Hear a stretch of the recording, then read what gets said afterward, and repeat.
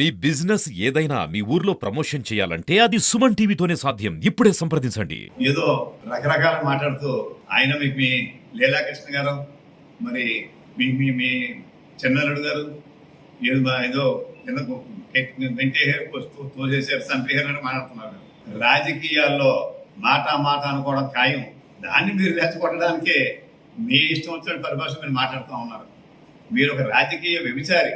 ఎంచేతనంటే ద్రాక్షారామ సెంటర్లో ఆవేళ బోసాలకు సంబంధించినటువంటి ఒక లిక్కర్ షాప్, మీ పార్టీ కార్యాలయం రాళ్లు తీసుకున్న విషయం ద్రాక్షారామ సెంటర్లో ఎవరన్నా చెప్తారు. మరి నేనే ప్రత్యక్ష సాక్షిని. జిల్లా పరిషత్ మీటింగ్ లో శ్రీ పిల్లి సుభాష్ చంద్రబోస్ గారికి మీకు మధ్య నేను కూర్చుని ఉంటే ఆవేళ వయస్సును కూడా మీరు గమనించకుండా, పెద్ద ఆయన కూడా చూడకుండా అసభ్య పదజాలం మాట్లాడి ఆయన మీదకి వెళ్తా ఉంటే అది మరి నేను తర్వాత స్టేజ్ మీద వచ్చి రాజప్ప గారు అడ్డుకున్న విషయం అప్పుడు మీరు మర్చిపోయి ఉంటారు. అంటే మీకు కావాల్సినప్పుడైతే మీరు బోస్ గారిని అవకాశవాదిగా, అంటే మీ అవసరం కోసం ఆయన మీరు వాడుకుంటున్నారు. మరి మరి మీరు బోస్ గారితో మీరు ఎలా కలిసి మరి మీరు తిరుగుతా సమాధానం చెప్పాలి. రాళ్ళు విసురుకున్నారు, ఒకరి మీద ఒకరు కలపడిపోయారు, ఇన్ని చేసి ఈవేళ బోస్ గారితో మీరు ఎందుకు తిరుగుతున్నారు సమాధానం చెప్పాలి. మరి ఇక్కడ ఏదో చెప్తున్నారు, నారా చంద్రబాబు నాయుడు చౌదరి అని చెప్పి ఒక స్టీవ్ ఇచ్చారు. మరి ఈయన చౌదరి మధ్యలో ఉన్న మన జనసేన అధ్యక్షులు అసలు ఏమాత్రం కనీస సంగీత జ్ఞానం లేదా? నారా చంద్రబాబు నాయుడు గారు తెలుగుదేశం పార్టీ అధ్యక్షులు, లీలాకృష్ణ గారు మండపేట నియోజకవర్గం జనసేన ఇన్ఛార్జి, నేను మండపేట నియోజకవర్గం తెలుగుదేశం ఇన్ఛార్జిని, తెలుగుదేశం అభ్యర్థిని, ఎన్డీఏ అభ్యర్థిని. మరి దీన్ని పట్టుకుని మరి ఆ ముగ్గురు కలిసారు, అందులో వాళ్ళ కుల రాజకీయం చేసుకోవచ్చు, నేను చేయకూడదు అంటే మీ మాటలను వచ్చేస్తుంది. మీ యొక్క దోలతనం, మీరు భయపడుతున్నారో.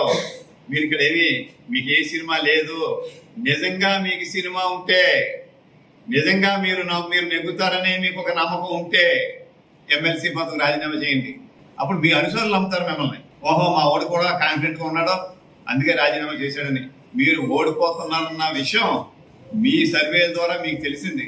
మీకు తెలిసి కాబట్టే ఏదో ఏం మాట్లాడుతున్నారో తెలియకుండా, ఉత్సవం నీచం తెలియకుండా నోటికి వచ్చినట్టు మాట్లాడుతున్నారో. మా సినిమా అయిపోయిందని మీకు నమ్మకం ఉంది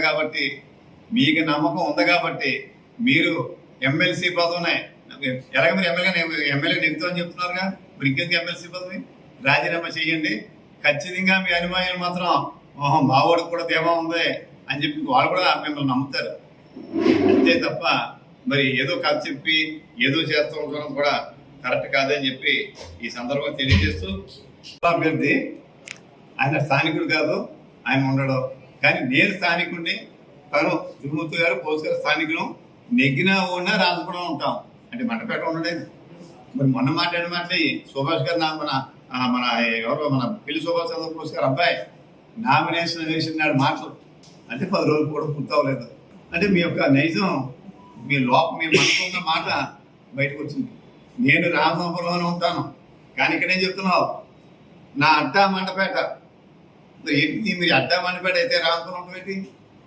దీనికి సమాధానం ఏం చెప్తారంటే తోట త్రిమూర్తులు గారు దీనికి సమాధానం ఏం చెప్తారు అంటే, మీకు కావాలితేనేమో ఇలా మాట్లాడతారా, రామపురం తిరిగి వచ్చేటప్పటికేమో నేను రామపురంలోనే కాపురం ఉంటాను, నేను రామపురంలో నెగ్గినా ఉన్నా రామపురంలో ఉంటాను మీరు చెప్తారా సమాధానం?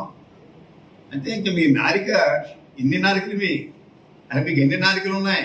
దీనికి కూడా సమాధానం చెప్పి తీరాలి. అంటే మీరు ఇక్కడి నుంచి అయినా మీరు ఓడిపోతున్నారన్న విషయం ఇక మాకు ముందే అర్థం వెన్నుపాటు. మేము ప్రచారంలోకి వెళ్తూ ఉంటే మీరు ఆ యొక్క అటు అడ్డంగా పెట్టించి మరి ఎదురు కూడా పంచాయతీ వాళ్ళు ఆలోచన కూడా కేకలేశారు.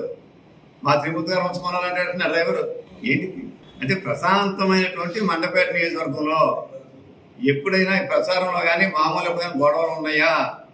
ఒక రౌడీగా మీరు వచ్చిన తర్వాతనే ప్రశాంతమైనటువంటి మండపేట నియోజకవర్గాన్ని రౌడీ రాజ్యం చేయాలని చెప్పి నువ్వు చూస్తున్నావు.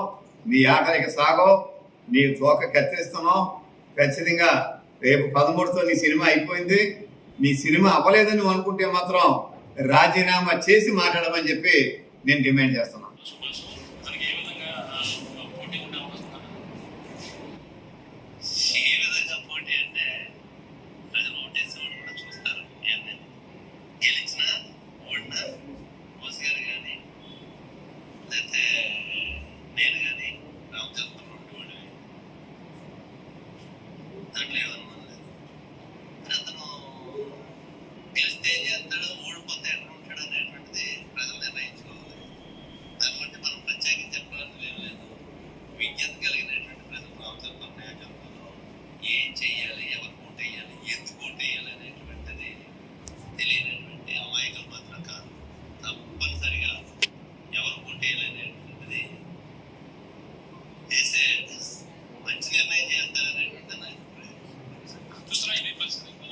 సార్ ఇప్పుడు